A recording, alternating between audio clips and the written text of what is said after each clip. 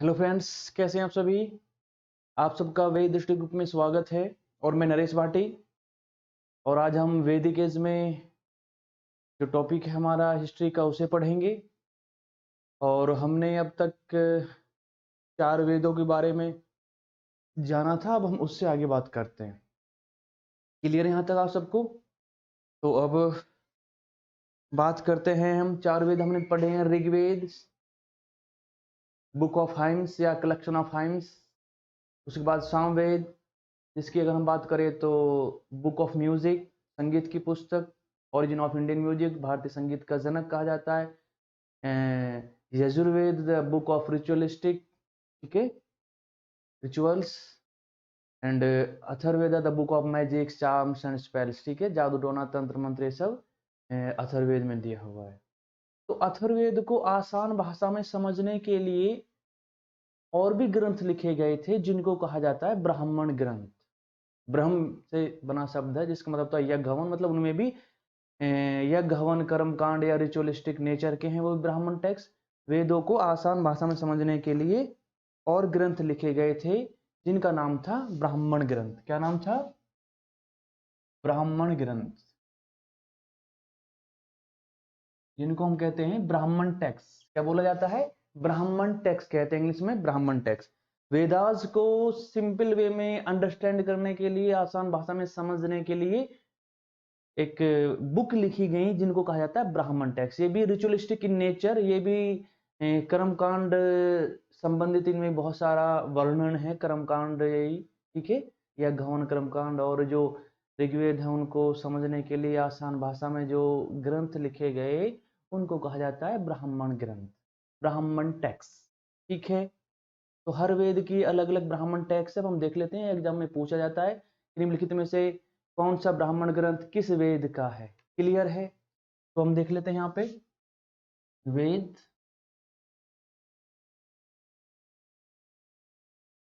ठीक है, और उनका ब्राह्मण, जैसे कि ऋग्वेद।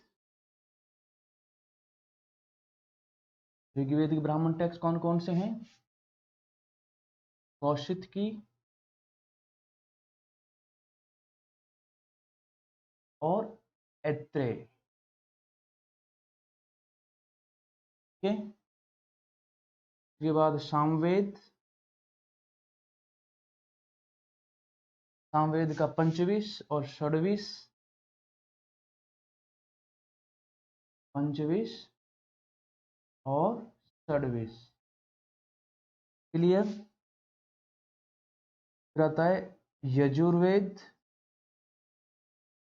यजुर्वेद ब्राह्मण टेक्स्ट है शतपथ ब्राह्मण,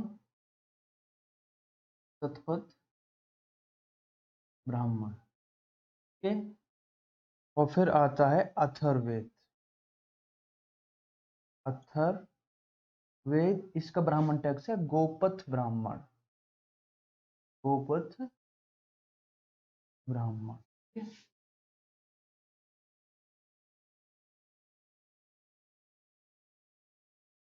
क्लियर है इतना? तो वेदों को आसान भाषा में समझने के लिए कुछ ग्रंथ लिखे गए, जिनका नाम है ब्राह्मण ग्रंथ। ये भी कर्मकांड संबंधित इनमें वर्णन है, रिचुअलिस्टिक इन नेचर है, ठीक है। वेदास को अंडरस्टैंड करने के लिए रिचुअलिस्ट नेचर की कुछ टेक्स्ट लिखी गई, जिनको कहा जाता है ब्राह्मण टेक्स्ट। ऋग्वेद की कौशिकी और ऐत्रेय ब्राह्मण, सामवेद पंचविश षड्विश ब्राह्मण, यजुर्वेद का शतपथ ब्राह्मण और अथर्ववेद का गोपथ ब्राह्मण। समझ में आई बातें? क्लियर है इतना?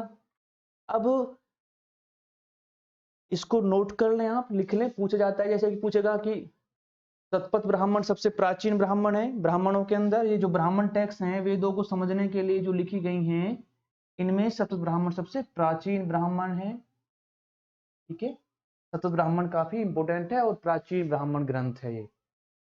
क्लियर है इतना? तो इसका आप स्क्रीनशॉट ले लें, इसका आप स्क्रीनशॉट ले लें और अपनी कॉपी में नोट कर लें। हर वेद के ब्राह्मण ग्रंथ हैं, जैसे ऋग्वेद का कौशिकी ऐत्रेय ब्राह्मण, सामवेद का पंचविश षड्विश ब्राह्मण, यजुर्वेद का शतपथ ब्राह्मण और अथर्ववेद का गोपथ ब्राह्मण।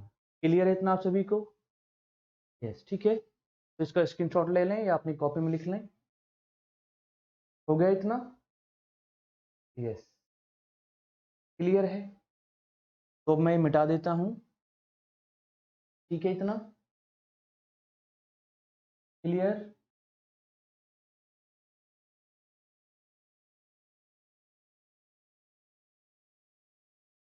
तो ये हमने ब्राह्मण टेक्स्ट देखे हैं। अब हर वेद के उपवेद हैं, उपवेद। ठीक है, हर वेद का एक उपवेद है, वो भी एग्जाम में पूछा जाता है। ऋग्वेद का उपवेद क्या है, सामवेद का उपवेद क्या है, जिसको कहते हैं ना सब वेदा। वेदास के भी पार्ट हैं सब वेदास। ठीक है, वेदास के पार्ट हैं सब वेदा, जिनको उपवेद कहा जाता है, उपवेद।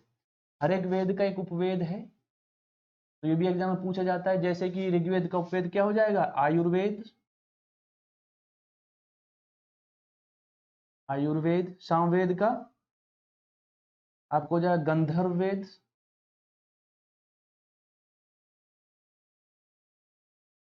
गंधर्व वेद। यजुर्वेद का हो जाएगा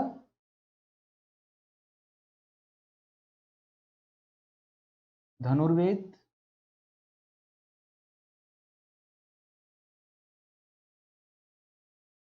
धनुर्वेद। और अथर्ववेद का हो जाएगा शिल्पवेद, शिल्पवेद। ठीक है, हर वेद के अपने अपने ब्राह्मण ग्रंथ हैं। जैसे ऋग्वेद का आयुर्वेद, जिसमें बीमारियों के इलाज वगैरह के बारे में बताया गया है। गंधर्ववेद में संगीत म्यूजिक के बारे में बताया गया है।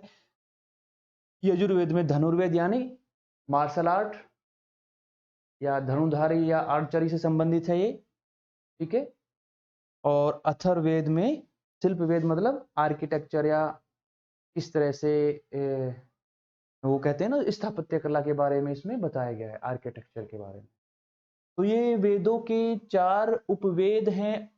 ऋग्वेद का आयुर्वेद, जिसमें बीमारियों को दूर करने के उपाय, बहुत सारी औषधियां हैं, उनके बारे में बताया गया है। सामवेद का गंधर्ववेद है, जिससे संगीत के बारे में पता चलता है। यजुर्वेद का धनुर्वेद, जिससे मार्शल आर्ट, ठीक है, आर्चरी, धनुर्विद्या, इस तरह की विद्या हैं। और अथर्ववेद में शिल्पवेद यानी आर्किटेक्चर के बारे में, ठीक है, पता चलता है। क्लियर है? तो ये थे चारों वेदों के उपवेद। इंपोर्टेंट है, जो एग्जाम में अक्सर आते हैं, पूछे जाते हैं। आप इनको नोट डाउन कर ले अपनी कॉपी में, या इसका स्क्रीनशॉट ले सकते हैं। ठीक है, क्लियर है? हो गया इतना? यस।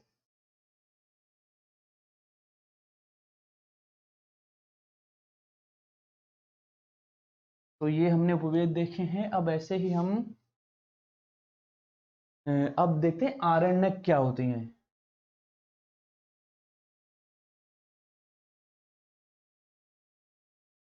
आरण्यक यानी चारों वेदों के अलावा भी बहुत सारे ग्रंथ लिखे गए, बहुत सारा लिटरेचर लिखा गया, बहुत सारा साहित्य यानी बहुत सारी बुक्स लिखी गई। जैसे कि वेद लिखे गए, फिर उनको समझने लिए ब्राह्मण टेक्स्ट लिखे गए। ठीक है, अब ऐसे ही ये बुक हैं जिनको आरण्यक कहा जाता है। आरण्यक का मतलब होता है फॉरेस्ट बुक, यानी जंगल। आरण्यक मतलब होता है जंगल में लिखे जाने वाली बुक। आरण्यक मतलब जंगल में लिखे जाने वाली बुक। आरण्य जो वर्ड इसका मतलब होता है जंगल या वन। तो जंगलों में रहने वाले ऋषि मुनियों ने इन आरण्यकों की रचना की थी। ठीक है, तो जंगलों में रहने वाले ऋषि मुनियों ने इन आरण्यक ग्रंथों की रचना की थी, अपने शिष्यों के लिए शिक्षा देने के लिए। तो इनको कहा जाता है आरण्यक में से होता है वन या जंगल। तो ऋषि मुनियों के द्वारा, ऋषि मुनियों के द्वारा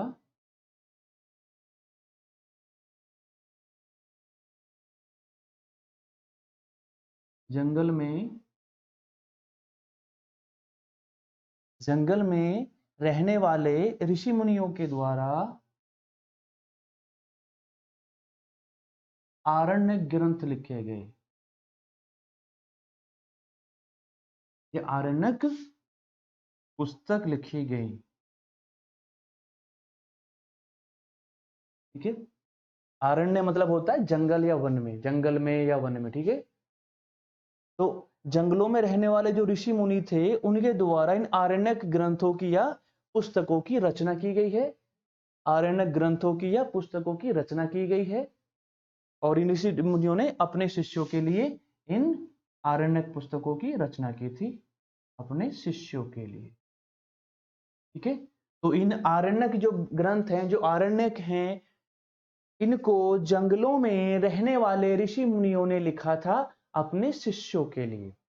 बुक ऑफ फॉरेस्ट कहा जाता है इनको, बुक ऑफ फॉरेस्ट। आरण्यक मतलब बुक ऑफ फॉरेस्ट, जंगल या वन में रहने वाले ऋषि मुनियों ने अपने शिष्यों के लिए आरण्यक पुस्तकों को लिखा था, ग्रंथों को लिखा था, टेक्स्ट को लिखा था। इनमें बहुत सारे कुछ रहस्यमय ज्ञान या दार्शनिक चिंतन मिलते हैं इनमें, मिस्टिसिज्म और फिलोसफिकल थॉट इनमें मिलते हैं। रहस्यमय ज्ञान या दार्शनिक ज्ञान मिलता है इनमें, दार्शनिक ज्ञान मिलता है। ठीक है। इन आर्यनगर में क्या मिलता है? रहस्यमय ज्ञान या दार्शनिक ज्ञान मिलता है। ठीक है। अध्यात्म, दार्शनिक ज्ञान मतलब एक तरह से अध्यात्म की बात। ठीक है। भगवान, ये सब, इन सब के बारे में, जीवन मृत्यु, ये सब। ठीक है। दार्शनिक ज्ञान क्लियर है इतना? आरण्यकों के बाद और भी ग्रंथ लिखे गए जिनको कहा जाता है, क्या बोला जाता है? उपनिषद। तो ये आरण्यक हैं, लिख लो इनको। मैं उम्मीद करता हूँ समझ में आया होगा इतना। आरण्यक, वन या, आरण्य जो वर्ड है ना, आरण्य, इसका मतलब होता है वन या जंगल, यानी जंगल में रहने वाले ऋषि मुनियों के द्वारा आरण्यक ग्रंथों को या पुस्तकों को लिखा गया था और इन्होंने इनमें अपने शिष्यों के लिए, शिक्षा के लिए इन पुस्तकों को लिखा था। और इन आरण्यक पुस्तकों में रहस्यमय ज्ञान या दार्शनिक ज्ञान मिलता है हमको। ठीक है, दार्शनिक ज्ञान मिलता है। क्लियर है इतना सभी को? उम्मीद करता हूँ यहाँ तक समझ में आई होंगी बातें आप लोगों को। और इसको अपनी कॉपी में नोट डाउन कर ले, लिख ले, पूछा जाता है एग्जाम में। ठीक है, इतना हो गया है आरण्यक। ठीक है, यस। तो ये आरण्यक हो गए आपके।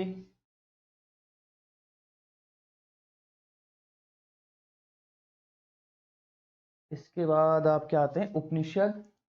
क्या आते हैं? उपनिषद।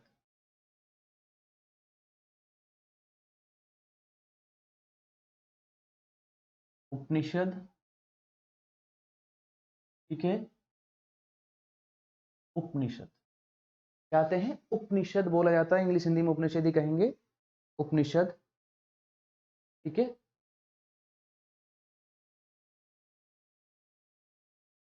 उपनिषद जो जो वर्ड है इसका, उपनिषद जो वर्ड है इसका, जैसे आरण्यक का मीनिंग था फॉरेस्ट या जंगल या वन या बुक ऑफ फॉरेस्ट, ऐसे उपनिषद का मतलब होता है गुरु के समीप बैठकर प्राप्त किया गया ज्ञान। ठीक है। गुरु के समीप बैठकर प्राप्त किया गया ज्ञान। ठीक है। गुरु के समीप बैठकर प्राप्त किया गया ज्ञान। उपनिषद का मतलब क्या होता है? उपनिषद गुरु के समीप बैठकर प्राप्त किया गया ज्ञान। To sit near someone and get knowledge. To sit near someone and get knowledge. गुरु के समीप बैठकर प्राप्त किया गया ज्ञान, उपनिषद जो शब्द है उसका मीनिंग होता है। और उपनिषदों में क्या दिया हुआ है? उपनिषदों में दार्शनिक चिंतन मिलते हैं, दार्शनिक ज्ञान का भंडार है ये। फिलॉसफी मिलती है इनमें। ठीक है। फिलोसफिकल थॉट मिलते हैं, अध्यात्म की बात करता है, स्पिरिचुअलिज्म की बात करते हैं ये उपनिषद। तो उपनिषद में क्या दिए हुए हैं? इनमें दार्शनिक ज्ञान, दार्शनिक ज्ञान का भंडार है। उपनिषद क्या है? दार्शनिक ज्ञान का भंडार है उपनिषद। अध्यात्म की बात करते हैं, आध्यात्मिक ज्ञान। आध्यात्मिक ज्ञान की बात है इनमें, और मेन रूप से किस पे फोकस किया गया है? आत्मा और ब्रह्म के, आत्मा और ब्रह्म, ठीक है, आत्मा और ब्रह्म के संबंध पे, आत्मा और ब्रह्म के संबंध या मिलन पर मुख्य बल दिया गया है, ठीक है। यानी ये जो उपनिषद हैं ये दार्शनिक ज्ञान के भंडार है, यानी आध्यात्मिक ज्ञान के भंडार है। इसमें भगवान की बात की जाती है कि इस पृथ्वी को किसने बनाया, इस नेचर को, इस प्रकृति को किसने बनाया, भगवान है या नहीं है, व्यक्ति मरने के बाद कहाँ चला जाता है, क्यों मृत्यु हो जाती है, क्यों जन्म लेता है व्यक्ति बार बार, समझ में आई बात है। और आपने ये भी सुना होगा कि आत्मा अजर है, अमर है, तो ये आत्मा संबंधित जो ज्ञान है वो सब इसी में दिया हुआ है। और जिसको हम आत्मा कहते हैं, यानी जिसको हम परमात्मा, यानी जो सुप्रीम सोल है, जो ब्रह्म है, जो भगवान है, एक तरह सुप्रीम सोल है, तो हमारी आत्मा का मिलन उस परमात्मा से होना, या हमारी इस आत्मा का उस सुप्रीम सोल में जाके मिल जाना, हमारी सोल का, तो यही सब बातों का जिक्र है इसमें, ठीक है। तो आत्मा परमात्मा, हमारा उस भगवान से, उस परमात्मा से मिलन ही इस उपनिषदों में भरा पड़ा है। फोकस जो किया गया है इसी तरह के फिलोसफिकल ज्ञान के भंडार, यानी उस पर किया गया है, आध्यात्मिक ज्ञान पर। आध्यात्मिक ज्ञान की बात है या दार्शनिक ज्ञान का भंडार, इनमें फिलोसफी दी हुई है, ठीक है। कहते हैं कि मोक्ष की प्राप्ति, व्यक्ति आता है, बार बार जन्म लेता है, मरता है, आत्मा अजर है, अमर है, भगवान है या नहीं है, मृत्यु क्यों होती है, मृत्यु के बाद आत्मा कहाँ चली जाती है ना। कहते हैं कि आत्मा भटकती है, अमर अजर कभी नहीं मरती, भगवान, ये सब, इस नेचर को किसने बनाया, या इस दुनिया को किसने क्रिएट किया, तो ये सारी बातें सब किसमें है, इन सारी बातों का जिक्र इन उपनिषदों में किया गया। और मेन फोकस किया गया है कि हमें आत्मा और उस परमात्मा के बीच का जो रिलेशन है, जो संबंध है, उसको समझना चाहिए। और हमें ये कोशिश करनी चाहिए कि हम इस मोह माया दुनिया को छोड़कर उस परमात्मा में ध्यान लगाएं और अपनी आत्मा को उसी में ये विलीन कर दे, हमारी सोल उस सुप्रीम सोल को जाके मिल जाए और हम यूनाइट यानी एक हो जाएं। तो ये सारे इस तरह के जो ज्ञान है, इस तरह की जो आध्यात्मिक की जो बातें हैं, जिसको हम दार्शनिक ज्ञान कहते हैं, वो सब उपनिषदों में दिया हुआ है। समझ गया आप? और उपनिषद कितने हैं? 108 उपनिषद हैं, ठीक है, 108 उपनिषद है।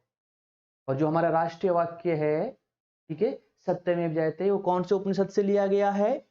हमारा राष्ट्रीय वाक्य सत्यमेव जयते एक उपनिषद है जिसका नाम है मुंडको उपनिषद। मुंडक या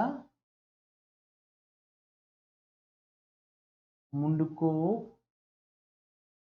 निषद में क्या दिया हुआ है? सत्यमेव जयते, सत्यमेव जयते।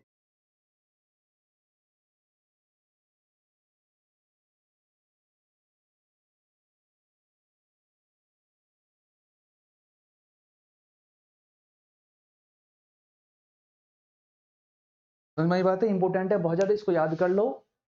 ये पूछा जाता है कि कौन से उपनिषद में मुंडक या मुंडको, मुंडक या मुंडको उपनिषद में सत्यमेव जयते जो हमारा राष्ट्रीय वाक्य है वो दिया हुआ, जिसका मतलब था हमेशा सत्य की जीत होती है। क्लियर है? तो इसको नोट करें, बहुत ज्यादा इंपॉर्टेंट है, बार बार एग्जाम में पूछा जाता है। क्लियर? कि मुंडको उपनिषद में क्या दिया हुआ, या हमारा राष्ट्रीय वाक्य जो है सत्यमेव जयते वो किस उपनिषद से हमने लिया है, या सत्यमेव जयते किस उपनिषद में है, मुंडको उपनिषद या मुंडक उपनिषद। ठीक है, एक मांडुक्य भी होता है, वो अलग है, तो कंफ्यूज मत हो जाना एग्जाम में। तो ये है हमारे उपनिषद। क्लियर है इतना आप सभी को? ठीक है, यस। तो इसका स्क्रीनशॉट ले लें आप। तो यहाँ से साथ के साथ मैं आपको बताता चल रहा हूँ कि हमारे कौन से टॉपिक से क्वेश्चन कैसे बनेंगे, क्या इंपॉर्टेंट है क्या नहीं है। तो इन सारी बातों को आप ध्यान से करें और सुने और कॉपी में नोट करें। इतना काम अगर आप हमारे साथ चलोगे तो इस बात की गारंटी है कि आपके क्वेश्चन छूटेंगे नहीं हिस्ट्री में और आप अच्छा स्कोर करेंगे और आपका पीटी क्लियर हो जाएगा। बस शर्त यही होगी कि आप हमारे साथ हार्ड वर्क करते हुए चलें और लगन से, तन से, मन से मेहनत करें। सब कुछ फ्री है यहाँ पे, इस प्लेटफॉर्म पे कोई 1 रुपया पे नहीं करना है। गारंटेड बैच है, टारगेटेड बैच है, फ्री बैच है, फुल कोर्स है ये हमारे इस प्लेटफॉर्म से, वेद दृष्टि ग्रुप की तरफ से। क्लियर है? हाँ जी। तो इस वजह से बस आपकी मेहनत चाहिए हमें और आपका टाइम चाहिए। क्लियर है? तो ये सारा जो कुछ मैंने अभी बताया आपको, ये सब उपनिषद में दिया हुआ है। तो मैं उम्मीद करता हूँ आप लोगों ने सारी चीजों को नोट किया होगा, लिखा होगा। और उपनिषद कितने हैं? 108 हैं उपनिषद। कितने हैं? 108। ठीक है, तो ये इंपॉर्टेंट बातें यहाँ तक हो जाती हैं। चलते हैं फिर आगे। क्लियर हो गया था ना आप सभी को? ठीक है, चलिए। इनके बाद और भी बहुत सारे ग्रंथ लिखे गए हैं।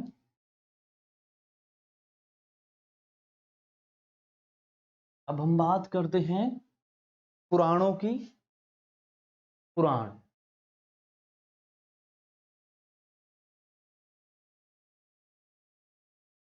पुराण इसका मतलब होता है, पुराण का मतलब होता है पुराना या ओल्ड। पुराण, ठीक है। तो ये पुराणों में भी हमें एक तरह से इसमें राजा महाराजाओं की वंशावलियां दी हुई है। राजा महाराजाओं के बारे में बताया गया कि महाभारत के युद्ध के बाद किन राजाओं ने रूल किया था, उनका इसमें जिक्र है।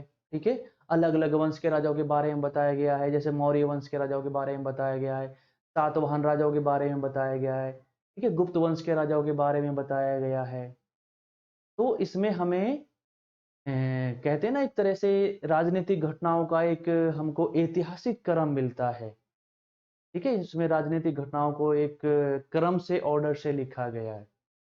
तो इनमें और भी बहुत सारे ज्ञान के भंडार हैं। ये भी पुराण में बहुत सारी और बातें बताई गई हैं।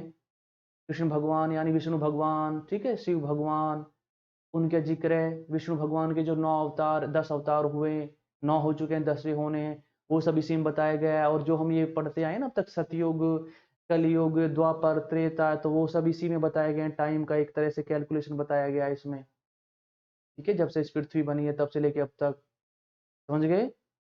तो इस तरह से इन पुराणों का मतलब होता है पुराना या ओल्ड, जिसमें पुराने राजवंशों की वंशावलियां, राजा महाराजाओं का, सूर्यवंशी, चंद्रवंशी, कहते हैं ना हम सूर्यवंशी हैं, हम चंद्रवंशी हैं, तो वो सब इसी में दिया हुआ पुराणों में बताई गई हैं सारी बातें। ठीक है, समझ बातें? तो पुराणों में ये सतयुग, द्वापर, त्रेता और कलयुग, तो इस तरह से टाइम को कैलकुलेट किया गया है। कि अब कह रहे हैं कि जब घोर कलयुग आएगा, तो जब धर्म नष्ट हो जाएगा, बुराई इतनी बढ़ जाएगी, अधर्म बहुत ज्यादा हो जाएगा, अत्याचार हो जाएगा, तो भगवान के 10वीं अवतार है कल की, विष्णु भगवान के, वो अवतार लेंगे और सबका उद्धार करेंगे। तो इस तरीके से ये सारी बातें इन पुराणों में दी हुई हैं। और भी बहुत कुछ इन पुराणों में दिया हुआ है। समझ में आई बातें? क्लियर है? तो पुराणों की संख्या कितनी है? 18 पुराण है। कितने हैं पुराण? 18 पुराण है। तो पुराणों में क्या दिया हुआ है? ये इनमें ऐतिहासिक घटनाओं का जिक्र है। ऐतिहासिक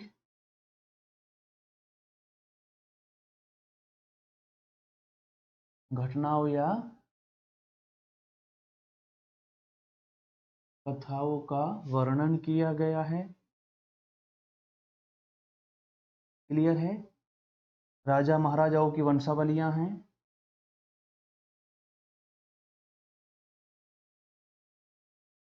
महाराजाओं की वंशावलियां दी हुई हैं। वंशावलियां हैं, ठीक है। जैसे मौर्य वंश, जैसे मौर्य वंश, सातवाहन वंश और गुप्त वंश। ठीक है, मौर्य वंश, गुप्त वंश, सूर्यवंशी, चंद्रवंशी। ठीक है, इस तरह से। और इसमें टाइम को भी कैलकुलेट करके बताया गया है। जैसे कि टाइम को बटा गया, जैसे सबसे पहले इसमें क्रेता, उसके बाद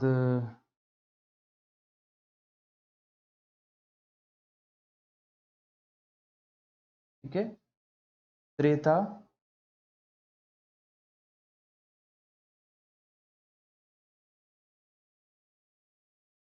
ठीक है।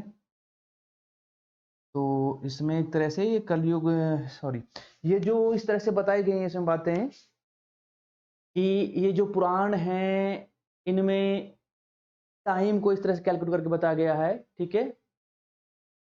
तो इनमें जैसे कि सतयुग या जिसको हम क्रेता कह देते हैं, त्रेता युग जिसमें श्री राम भगवान हुए, फिर द्वापर युग, ठीक है, जिसमें कृष्ण भगवान हुए, और जो अब चल रहा है कलयुग। तो इस तरह से इसमें टाइम को कैलकुलेट करके बताया गया है। क्लियर है इतना आप सभी को? तो ये 18 पुराण है जिनमें से कुछ इंपोर्टेंट जैसे कि मत्स्य पुराण, वायु पुराण, अग्नि पुराण, ठीक है। हाँ जी, तो ये कुछ इंपोर्टेंट पुराण है। क्लियर है इतना आप सभी को? तो ये पुराणों की बात होती है, तो इसको आप नोट कर लें। इनमें राजा महाराजाओं की वंशावलियां हैं, मौर्य वंश, सातवाहन वंश, गुप्त वंश के बारे में बताया गया है। कुछ ऐतिहासिक घटनाओं का जिक्र है इनमें, ऐतिहासिक कथाओं का अच्छा इनमें वर्णन किया गया है। इसमें बातें, और महाभारत के युद्ध के बाद जिन राजाओं ने भारत में रूल किया उनका जिक्र है इसमें, ठीक है। हाँ जी, तो इस तरह से पुराणों में भी बहुत कुछ जानकारी हमें भारत को जानने में या भारत के प्राचीन इतिहास को जानने में बहुत सारी हमको जानकारी दी हुई है। क्लियर है? और जो मत्स्य पुराण है उसमें विष्णु के 10 अवतारों का जिक्र किया हुआ है, इसमें मत्स्य पुराण में। तो मत्स्य पुराण में हमें विष्णु भगवान के 10 अवतारों के बारे में बताया गया। 9 अवतार हो चुके हैं और 10वें होंगे कल की, जब घोर कलयुग आ जाए, ठीक है। समझ बातें? हाँ जी, तो इसमें इस तरह से बांटा गया है। क्रेता यानी जो हम सातयुग कह सकते हैं, त्रेता युग, द्वापर और कलयुग, इस तरह से। क्लियर यहाँ तक सभी को? तो ये थे पुराण, 18 पुराण हैं जिनमें वायु पुराण, अग्नि पुराण, ठीक है, मत्स्य पुराण। तो विष्णु भगवान के 10 अवतारों का जिक्र या 10 अवतारों के बारे में किसमें है? मत्स्य पुराण में, तो याद रखना। तो ये थे पुराण, हो गए क्लियर आप सभी लोगों ने? याद रखना इसको, और शॉट ले लें, नोट कर लें। क्लियर है? हो गया? यस।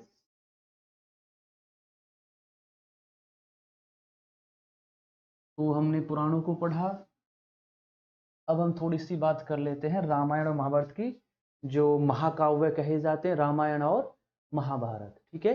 रामायण और महाभारत जो महाकाव्य, जिनको हम एपिक्स कहते हैं। रामायण, ठीक है, रामायण की रचना किसने की थी? वाल्मीकि जी ने, ठीक है, वाल्मीकि जी ने की थी। इसमें 6000 श्लोक थे शुरू में, फिर 12000 हो गए, और फिर अंत में 24000। तो अब इसमें कितने श्लोक हैं टोटल? अब इसमें 24000 श्लोक है, जिसमें राम भगवान का जिक्र है। राम भगवान की जो कहानी है रामायण की, वो इसी में दी हुई है, कैसे कैसे भगवान जी का जन्म हुआ और ये सारी बातें। फिर वनवास हुआ, फिर रावण आया, सीता को ले गया, फिर सीता का भगवान जी वहाँ छुटा के लाए राम जी, और रावण को मारा, अयोध्या लौट के आए, ये सारी बातें, ठीक है। तो इसमें एक तरह से समाज के लिए नियम बताए गए हैं कि व्यक्ति को भाई किस तरह से समाज में नैतिकता का पालन करते हुए, कुछ नियमों का पालन करते हुए सदाचार के साथ रहना चाहिए। शिष्टाचार और सदाचार की यानी अच्छी बातें इसके द्वारा बताई गई, ठीक है। तो वाल्मीकि जी ने रामायण की रचना की थी, महर्षि वाल्मीकि। 6000 श्लोक थे शुरुआत में, फिर 12000 हुए, और अब कितने हैं? 24000 है। तो इसको बहुत लंबे टाइम में लिखा गया, ऐसा नहीं कि किसी एक टाइम फिक्स पीरियड में इसको लिख दिया गया है, ठीक है। सालों लगे, कई सौ सालों लगे लिखते लिखते, ठीक है। गुप्त काल तक जाके कंप्लीट किया गया रामायण को, समझ बातें। और एक ग्रंथ और है महाभारत, ठीक है, महाभारत। क्लियर है? महाभारत, ठीक है।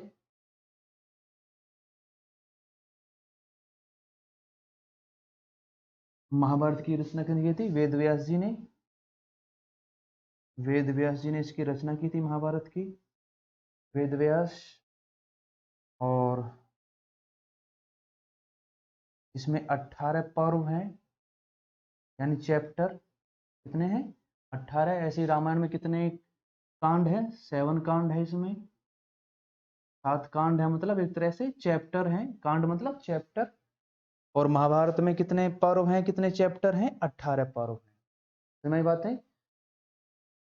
तो इसमें 18 पर्व है। जो छठवां पर्व है, छठा पर्व, जिसको भीष्म पर्व कहा जाता है, इसी भीष्म पर्व में गीता का ज्ञान है। गीता जो महाभारत का ही एक भाग है,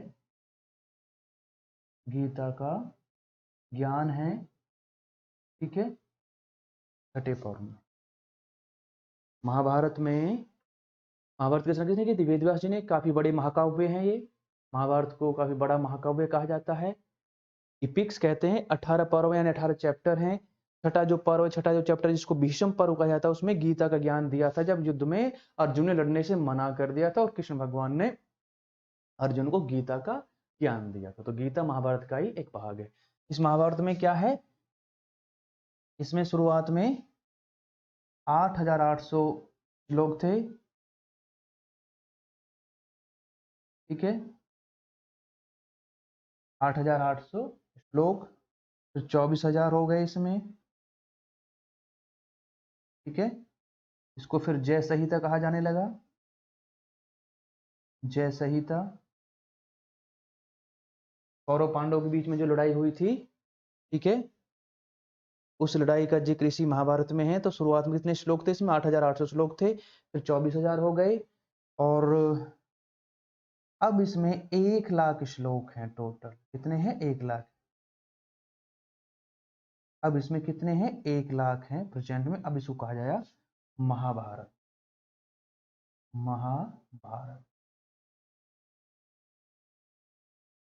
ठीक है, क्योंकि इसमें जो भरत कबीला था, तो भरत कबीले के जो वंशज थे, उनके बीच में जो झगड़ा हुआ राजपाट के बंटवारे को लेकर, उस लड़ाई झगड़े का इसमें जिक्र है महाभारत।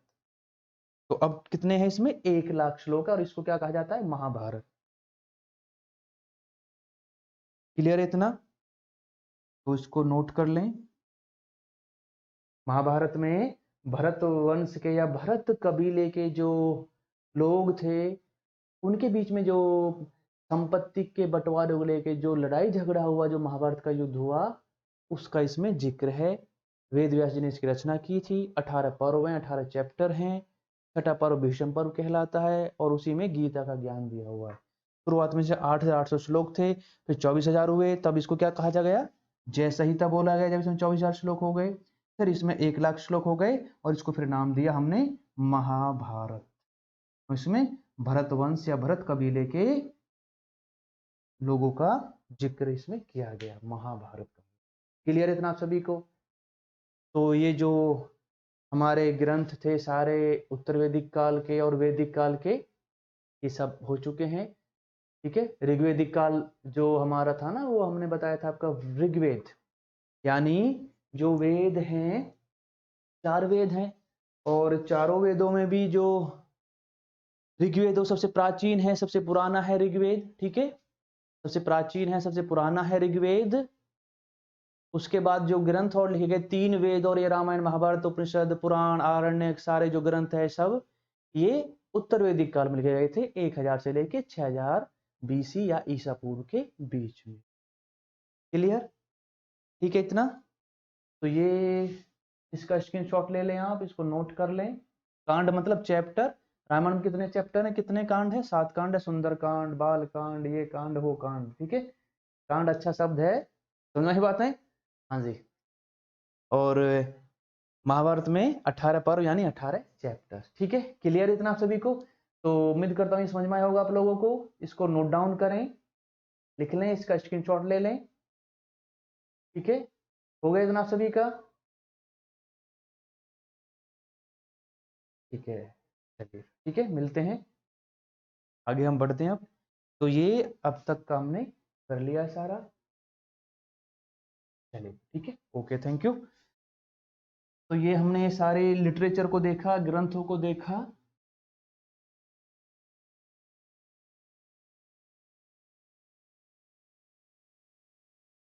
तो